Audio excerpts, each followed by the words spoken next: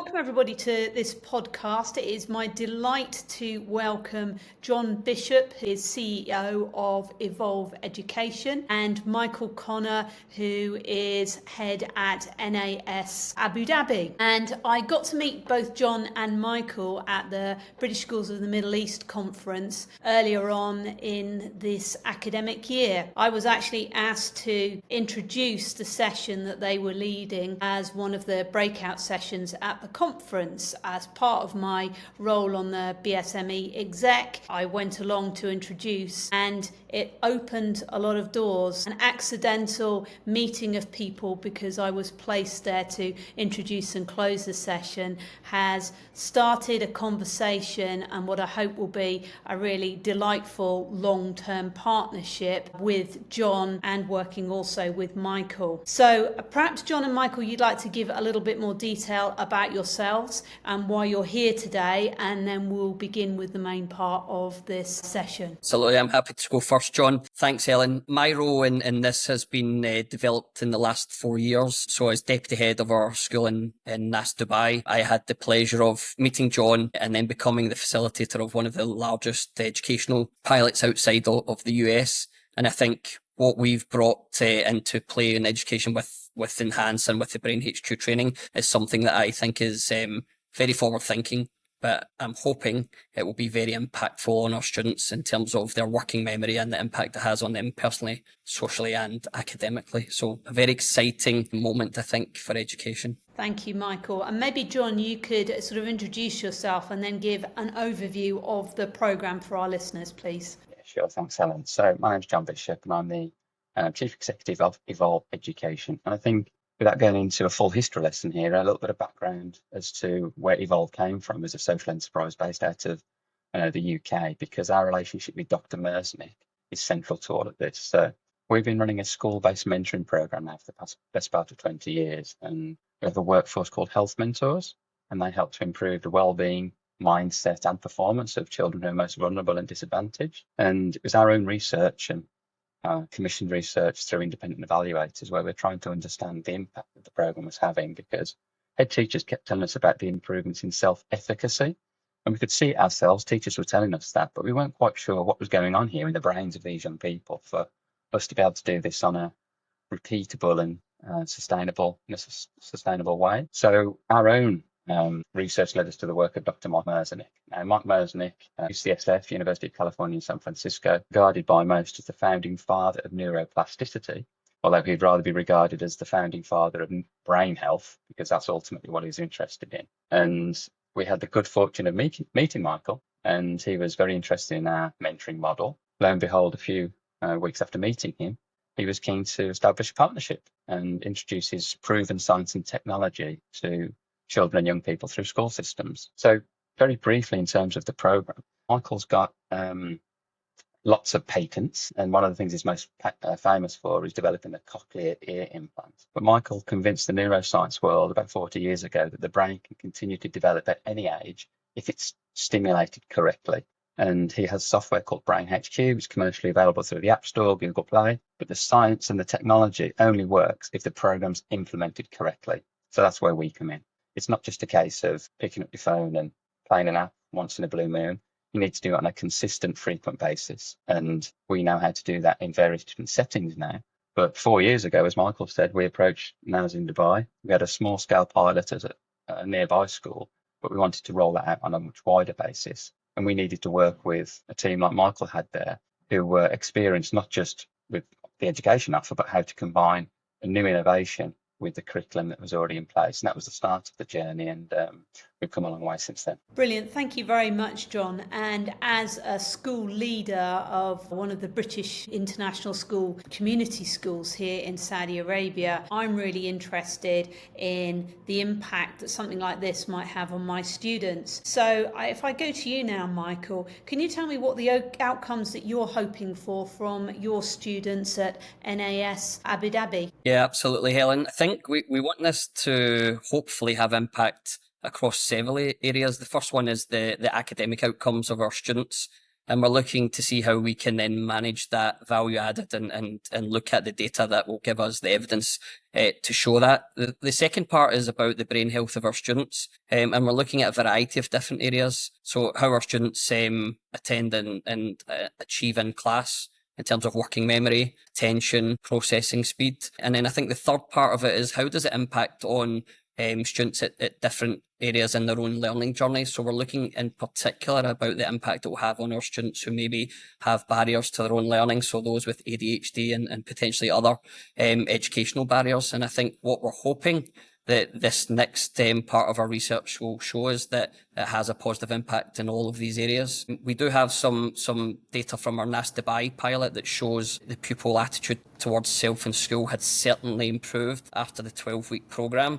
And I think anecdotally, certainly from the mentors in that programme who were teaching the children, we had some really great data coming back in terms of the improvement in behaviour, attention in class, and actually just overall well-being of the students. And I think this time we're looking to see if we can show data that improves all aspects of learning within the school. Thank you, Michael. And all of those things are things that piqued my interest about this programme as well. And I would say all of the above, I'm wanting to contribute to that research as well, because seeing how that might work in a different school, in a different context, but also for me understanding that does the research that has happened with older people, which I'm going to ask John to talk about in a minute, translate into younger people with the same level of knock-on impact, positive impact over such a long period, or is there a top-up that's needed and you need to repeat the programme, and what's that repetition interval? So I'm really excited to understand about that. So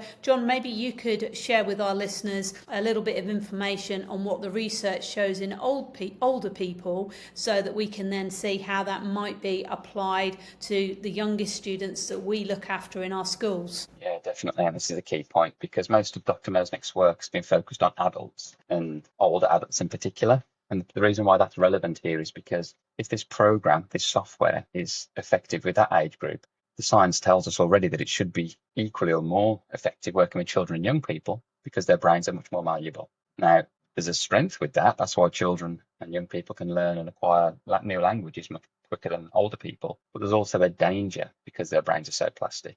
They're probably affected by trauma, bullying, adverse childhood experiences. It has a much greater impact on those soft, malleable brains of children. So the one study that's of relevance here is one called the ACTIVE study. And this is with 65-year-olds, all showing signs of mild cognitive decline.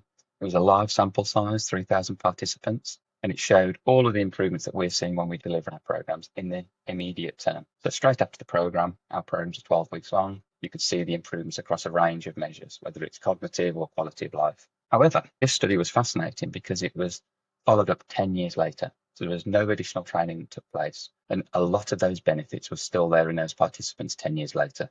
And they were much less likely to have severe cases of dementia. So that's the ACTIVE study, and that's well publicised in America. I think it's funded by the Department for the Department for Health out in America. But there's a recent study that's been published that we were quite excited about, and this is actually held since the presentation out in Abu Dhabi through BSME. And this isn't using the software that we're talking about here, Brain HQ. It's using a different platform called CogMed. And again, it's science-based, and what this showed is that it can be effective over that longer term as well with children and young people. So it involves 300 children, all aged 6 and 7, so a little bit younger than the ones that we work with. And it was out in Germany. And not only did it have immediate benefit like we see already, but they were followed up at 6 months, 12 months, and 3 years later. And it showed a compound effect. So the difference, the improvement from those who were involved in the study and those in the control group, it got bigger as the time elapsed. And by the time they got to secondary school age, because of the streaming system in Germany, only 30% of children and young people go into the highest stream, which is the academic pathway. And what it showed is that those people who completed, it's only 12 hours of training, we recommend more, they did 12 hours of training, and it showed a 16% greater likelihood of ending up in that higher academic pathway. That's quite fascinating, and that's the only one we've seen that is in a school-based population, and it's tracked longitudinally. And myself and Michael are quite excited to pick things up with our colleagues over in Dubai, because those students that we worked with 3 years ago, we can now start looking at their data and see if we can find similar patterns. But the fact that we have an MOU now with Michael's school in Abu Dhabi, and we'll be doing similar work with you, Helen, I think it's the relationship here. It's not just coming in to deliver a program for short-term pain, It's how that learning would evolve over time. So one of the other things that we've been excited about here, working with Michael and colleagues in Abu Dhabi, is the extracurricular nature of this program. When we worked in Dubai, it was a great year group to work with. It was year 6, just before the transition into secondary school. But it meant that lots of children in the school missed out because they weren't in that year group. And we had, it's a royal we, Michael had to take most of the queries from parents who asked why their children weren't involved. So what we've done this time around is included it as part of the extracurricular program. Now that's opened up access, but it's also meant that it's not been a draw on curriculum time. So we're not taking away from anything that's already on offer. The great thing about the program is that we've trained a group of 16 mentors in the school who are all teachers. So it's great for the teachers now to be working with children from different classes, different year groups. But it means that there's that extracurricular aspect where children are taking the software home now and doing training in their own time. And that models different programs that we have in the UK, where we're working with youth justice services, we're working with local authorities with their alternative provision offers. And we only get to see the children once a week. So we have to motivate, encourage and inspire them to do the training in their own time.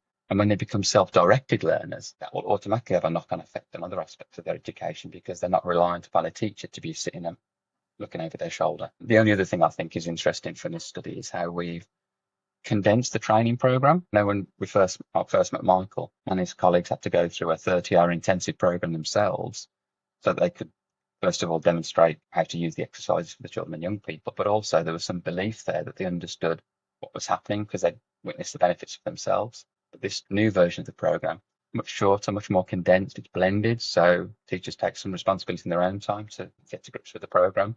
And the early signs are very, very positive indeed, because I think we've got much more engagement from them when they're responsible for some elements of the co-development. It's not just given to them on a plate, they're shaping the program, customizing it for the needs of their school and their students. So yeah, it's a very exciting project and looking forward to seeing some of the results. Thank you for that. And it is rare to see that level of really strong, solid data coming through in the research about something that can have that real impact on students' feelings about themselves, their well-being, their quality of learning, their ability to access the curriculum at the highest levels, and their confidence and their learning. And obviously, these are some of them relatively small-scale studies, so I'm excited to be part of something that's bigger. And I suspect your larger problem moving forward is going to be that so many people are going to want to do this because the data is so compelling. And how do we scale that up given the intensity of needing mentors and training them up and being able to do that properly? Because as you rightly point out, the success of the program is not just on the app that you can use, but it's the way that it's used and facilitated through the mentors and the wider package. So that brings me on in a slightly rambly preamble to my next question, and I'll start with you, Michael. What do you see as perhaps the challenges that I should be mindful of as my school now embarks on this journey? Great question. I think I would start by saying we've made some changes from the program we ran in Dubai to the program here. In Dubai, we embedded the program into year 6, and that was done without the children having a choice. What we've done here is we've done a lot of educational work in the background for people to understand what the program is and the impact it will have. And then we've allowed those early adopters to take up the opportunity to be part of the program. The hope is that will then create some really strong data, but also feel that people want to now understand more about the program as we develop it in the coming year or two. Some of the challenges, there is a lot of admin involved. In particular, John and I have been going back and forth over the last couple of months to make sure that we have the right data for the right students and they have the right login details so that it's a smooth transition for them into that program, which I think is really important. I think one of the challenges that we've faced is ensuring that our students have the correct engagement within the program. And I think because in Dubai we had it part of our daily diet within the curriculum time, our teachers were also under a lot of pressure in that transition year with many other aspects of school life. I think with the extracurricular option, It gives those who really are, I think, bought into the programme itself and really ready to develop the opportunities for our students outside of the curricular area. So I think our buy-in is much stronger this year, and I think it's already showing that the use from our students is having impact already in terms of the amount of opportunity they've had to engage with the programme. So I think in that respect it's been a really positive start. And then the other challenge was making sure we had time and capacity to train our teachers, and I think it's just building that into a well-developed plan so that we are able to hit the ground running when we start the programme. Thank you for that, Michael. And it's lovely that I can piggyback on your experience and shortcut Absolutely. through some of those challenges by learning from you. And it's always lovely to work with colleagues in the region and globally on things like that. So, John, I mean, you also talked about some challenges as well. Is there anything else that you want to mention that will help myself and other listeners who might be interested in this that we should be aware of? Yeah, maybe I'll just circle back on that point around co-development, because at first I thought it was something that teachers are busy, so it needs to be on a plate. Here's the instruction manual, do A, B and C and you get X, Y and Z out. And that was my philosophy when we first started working with this, but I realised that was seriously flawed, because you don't know what A, B and C is in every different setting. Only the teachers who are there know that. So being very transparent and upfront to say, look, it will involve some co-development. We know what we know, you know what you know, we need to come together on this. And that should be a strength rather than a weakness. I think that's something that schools are starting to do now, starting to push back a little bit, because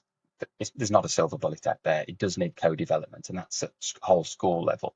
But then when it comes to engagement from teachers, we've started this off with our own workforce, and we needed to prove the concept ourselves, first of all, with a controlled group of expertly trained staff. But it becomes more expensive when you do it that way. But if we can work through the schools, not only is it cheaper, the relationships are already there. So they have that relationship credit with the young people, which is vital in all of this. So we've got to make sure that they have belief in the programme. And there's that change curve where there'll be early adopters in every school community. So we want to try and work with those teachers who are probably a little bit more experienced. They would have a look at the data and they would do some interrogation themselves. They get that belief for themselves without having to go through the 30 hours to see and believe it. They would look at the evidence and understand what's working and why it's working. Then you'd have to pick teachers who've got the headspace for this. And it might be that they're already on a leadership development program, or they've got a particularly challenging year group, for example. So headspace may be a limiting factor. But we've had some interesting conversations with schools where those two things have been in place. They've had the belief, they've had the headspace, but as Michael quite rightly said there, they just don't have the time in the timetable. Their year group aren't the right ones to work with, or for whatever reason, they can't do it on an extracurricular basis. So all of these decisions need to be taken up front before we start working with children and young people. And that, I don't know who the quote belongs to, but if you've got 6 hours to chop a tree, you spend 5 hours sharpening the blade. And I think that's what this is all about. It's making sure that we get everything up and running so that it runs smoothly when we start. And the final thing I'll add in here is parents. And Michael has done a very good job both in Dubai and in Abu Dhabi, making sure that the parents go on that journey with us. I think one of the first visits to Abu Dhabi was straight into the auditorium there to present this program to parents. And it's great because not only are they then supportive and they understand what's involved when the children get their phones out at night to do some extra learning and development, they're not saying, put your phone away, stop looking at Instagram. Well, actually, Mum, I'm not. I'm playing Brain HQ and this is good for me. So we've also got some parents who've signed up for the program now, and they're finding lots of benefits from it too. So it's that whole community aspect that we focused on here. It's the school leadership, yes. It's the teaching workforce, yes, but also the parent community. And I think if you've got everybody on board with this, then it becomes much easier to get some traction and to build momentum. No, thank you for that, John. And I think one of the things that sort of flagged for me is you do a pre-mortem before you start with this. What are all the potential problems that you could have and how can we work through them? And it's interesting that you said some schools just simply don't have time. And I see it in a different way, that this is the most important time investment, because if you support people's capacity to learn, then everything else is better and more efficient. So this is the thing that comes first, not the add-on. And it's about the way round that you look at all of these things to make sure that you've got it right. And I'd imagine, Michael, you're a very charismatic person and you've clearly driven this now in 2 schools. And I suppose for you, making sure that you've got that sustainability, that if you moved on tomorrow, would that continue going in your school, because you can see it would be something that could easily fizzle out, yet the benefits of this are massive. And, you know, everybody, I believe, should be looking at this and developing our learner capacity. So any final words of wisdom for us? Really articulated that, and it's very compelling. So any final words of wisdom for our listeners? I think from my perspective, Helen, it's about going back to what's best for the children in our care. It's about moving the needle and giving them an environment where they can thrive and really be ready for what we know is going to be a very uncertain world. So for me, and my wish for the school is that this becomes part of our educational offer for all of our children as they develop through our school. And the hope is that that then gives them the opportunity to develop and thrive further than they would have done without taking this programme up within their educational offer. So I'm hoping that what we will see in the coming weeks is data that really supports this, and in the next few years an educational offer, certainly from this school, that embeds the enhanced programme for all of our children. Thank you, Michael. Any final words of wisdom from you, John? I'm not so sure they're words of wisdom, but I certainly continue to be intrigued by the programme. When I first heard this from Dr. Mersney, my first question to him was, sure, really? Does this really work as you say it does? And he used the same strategy I used with Michael's colleague in NAS Dubai. It was, well, try it for yourself. If it works, great. If it doesn't, no hard feelings. So don't criticise unless you've gone through it yourself and you've invested something. I've done that, and not just my own time for the programme myself, but also with different settings and different applications. And I've never ceased to wonder at all of the impact statements that we get through. I was visiting a prison yesterday in Shropshire in the UK, and it was one of the prisoners who's been there for some time. He's about to be released, and he said, I can't believe how much extra energy this has given me.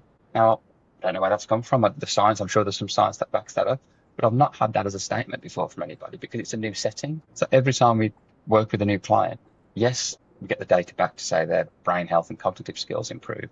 But how that plays out in real life, it's different for every individual. And I guess we know that education can sometimes be a little bit slow to innovate. There's a lot of EdTech platforms out there, and we know there's lots of different complex systems at play. But this is working in the corporate world, it's working in elite sport, it's working in the military, it's working in space. They don't have some of those barriers and limiting factors. So if it's working for them, why hasn't anybody introduced it to the education sector yet? And that's what I'm hoping we can do here as a collaborative, because it's too big for any one person or organisation. So working with BSME and BSME partners, it'll help get this out to more children and young people. And I think everybody's got their own perspective they can bring to it. So I would encourage anybody just to look at some of the data and research and maybe follow what Michael's doing in Abu Dhabi and yourself actually in Saudi too.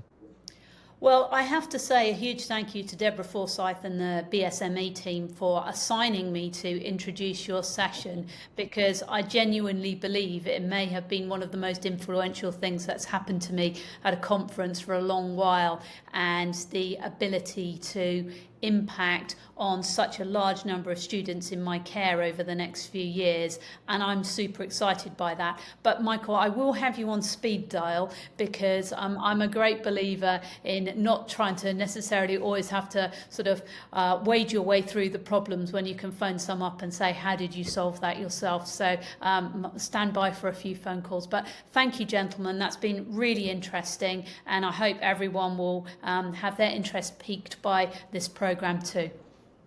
Thank you, Helen. It's been a pleasure.